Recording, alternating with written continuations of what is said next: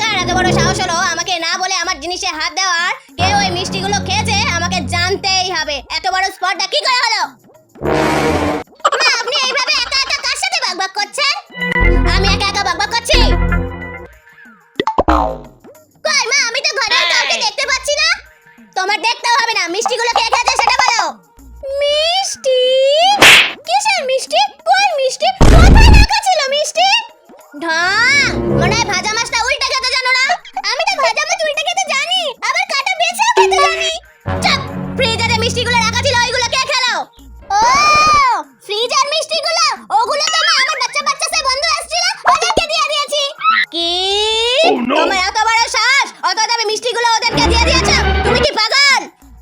মা, আমার পা তো গোল না, আমার পা তো লম্বা, এই দেখুন। সে আমিও দেখতে পাচ্ছি, তোমার পা গোল নয়, লম্বা। তাহলে আপনি শুধু শুধু আমাকে পাগল বলছেন কেন? না না, আমার ভুল হয়েছে, তুমি পাগল নও, তুমি পাগল নও। তোমার মাথায় এতগুলো, না না, এতগুলো ছিট আছে। ছিট? মা, আমি তো শুনেছি ছিট দিয়ে